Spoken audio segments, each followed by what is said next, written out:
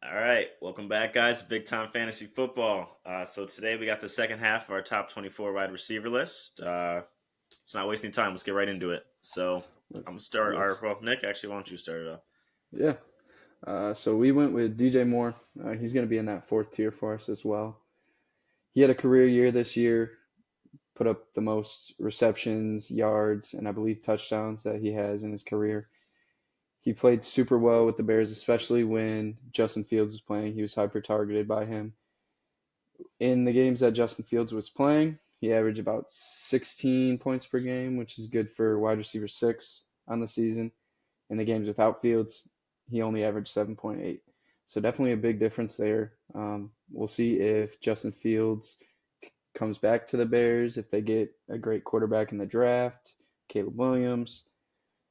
So a lot of question marks around that, but either way, I think with Caleb Williams or Justin Fields, he should have another great season in store for him. Yeah, absolutely. It's certified baller. So getting the next guy here, we got Jordan Addison. So biggest thing bringing him down a little bit is that he's playing with the number one guy on this list. But I think Minnesota, if Kurt can come back healthy or they find a solid replacement, then they can certainly support two wide receivers. I think they've proven that before already. So obviously he's had his ups and downs this last season, playing with three different quarterbacks. You know, it's kind of a tough situation for a rookie to be in. But I think he had a good season overall. And yeah, like I said, pretty easy for them to sustain two quarterbacks if Kirk comes back healthy. And it sounds like they want him to be back. They still want him around for at least another year. So we'll just see if, his health allows that. Absolutely. Great touchdown threat for that offense alongside Jay Absolutely. Speedy Jetta. guy. And then next we got Rashee Rice. So biggest thing with the Chiefs this year was who's going to be their number one receiver. It's going to be Rice. Is it going to be Sky Moore? A couple options there. But Rice, I think, solidified himself as the number one wide receiver, or not pass catcher, obviously, but wide receiver in that offense. And Kelsey is coming back down to earth, showing he's human. So I think that shows more room for Rice to grow in to that offense. He has a full year being comfortable with Patrick Mahomes and those guys now. Yeah, he did. He's kind of more of a good game guy this last season anyway, a good game guy than like a boom type. But he gave a lot of good games, a lot of good wide receiver 2, wide receiver 3 weeks for you. So Yeah, absolutely. Another good young talent here. We have a lot this year. A lot of good stuff with wide receivers. yeah, a lot So of good class of young receivers for sure. yeah. Next, we went with Drake London. He's a guy that definitely passes the eye test. He makes crazy catches. Uh, Great receiver. He just hasn't had too much opportunity under Arthur Smith and with Desmond Ritter at the helm. Hasn't reached his full potential, in my opinion. Good news, Arthur Smith's gone, Raheem Morris in, and he's already stated that he wants to feature Drake London and Bijan in this offense. I think the only real missing piece for them is quarterback. If he gets a quarterback, we saw Justin Fields, how he targeted DJ Moore this year. If Drake London can get that treatment, he's going to ball out. And he will definitely be rising up this list if that happens. So. Yeah, absolutely. One of those guys easily can shoot way up this list. Hopefully, a competent coach gets him on the way there. So we'll a lot to be seen with that, but rooting for the young guy. Definitely. Next, we're going with Chris Olave. He's another guy. I would put him similar to Drake London in that he's very talented. Hasn't fully reached his full potential just yet. This year with Carr, it was kind of a disaster for the Saints. He didn't play like he was playing in Las Vegas with the Raiders, and it definitely just brought the whole offense down. But yeah, Chris Olave, great talent. He still had over 1,100 yards, 87 receptions. We'll see if how long they stick with Carr. It looks like this year he's going to be there. We'll see if he can help that offense take a step forward. But until they get someone new in there, I'm not pushing Chris Olave too high up this list. But I think this is a good spot for him. Yeah, for sure. I agree with you. He's a guy that in our initial rankings, I completely slipped my mind to rank for whatever reason. But yeah, great young talent, has a lot of room to grow. Hopefully the situation improves to where either Derek Carr plays better or they get someone better than Derek Carr. But yeah, he's in a good spot. So we'll go next. Got Zay Flowers here. So another one of these impressive, young guys coming into the league here. He was number one on his team in targets. So I mean, obviously, when you think Baltimore, you think run, but their pass offense has got better, and if he's going to be the number one option there, then great for him. After Andrews went down, he averaged 14 and a half points per game, so he's getting good work. He's that main target type guy. Should be locked in with Lamar for a while here, so their chemistry should grow, and he should get even more value as the years go on. Definitely. Definitely, definitely. Next, we're going down a tier. Deebo Samuel. He ended as wide receiver 12 this year, 9 in points per game. Obviously, he missed a couple games throughout the season. But finishing 12th, that's a wide receiver 1 in fantasy in a 12-team league. And he did that in a crowded offense. That's because he has the potential to make big plays, have big weeks every single week. Just depends if it's his turn or Brandon Ayuk's turn, George Kittle's turn, McCaffrey's turn.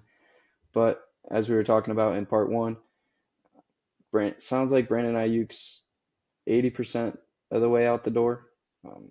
So that'll even open up more target share for Deebo. He is super athletic. He can do it in the running game as well. He gets carries. I believe he had, 37 carries this year, 5 rushing touchdowns. That only adds to his floor. And he has had a wide receiver 2 overall season in 2021. That's when he was running a bunch. I don't see him getting back to that, but definitely still has that floor and can have a big week anytime he play, any week. So yeah, for sure. Dual threat as a receiver as far as running and catching.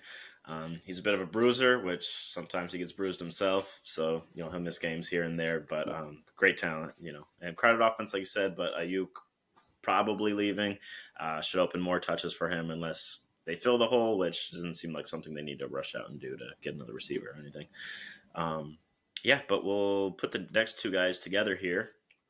We got Nico Collins and Tank Dell at 20 and 21. So CJ Stroud's emergence really obviously helped both these guys, Tank Dell being a rookie, and then Collins finally finding his footing in the league. I believe it's his third year. So kind of a third-year breakout season for him.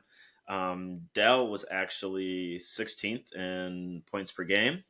He does have the smaller frame of the two, so he missed a few games, kind of left some games early. This is why we have Collins slightly ahead of him. Just the bigger body, more built for the NFL, I guess, is there.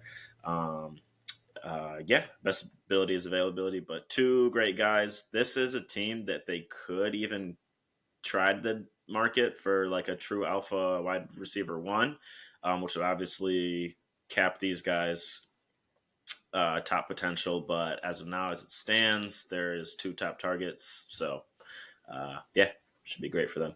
absolutely. And I will say with these two guys, it's kind of pick your flavor type of thing. I know you had Tank Dell 1 ahead of Nico. I had Nico a little ahead of Tank Dell. So just 2 different style of receiver. We'll see if CJ keeps that elite ability. I think he can definitely get both of these guys in the top 24. Yeah.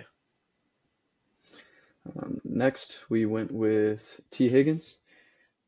He's been on a decent Bengals offense, but with him being the number 2 wide receiver on his own team behind an elite Jamar Chase, and with Burrow's injury, his ceiling's been very capped. And you can see that he has extreme talent. He can catch the ball, he can make the contested catches, but he just hasn't yet had that breakout. But we'll see if the Bengals try and franchise tag him, trade him.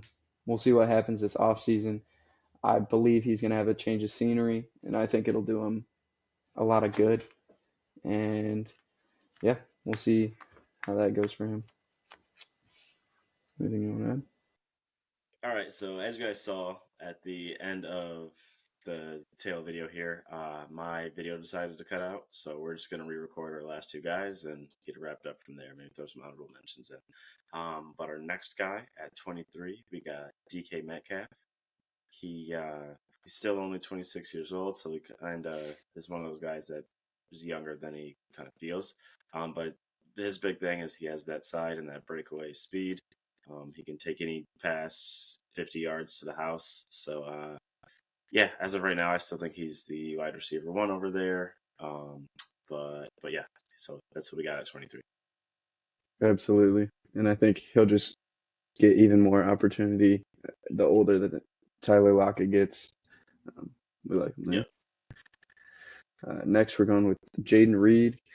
He's only 23. He will be 24 at the start of the season, but he definitely showed flashes his first year in the league, both as a runner and as a receiver.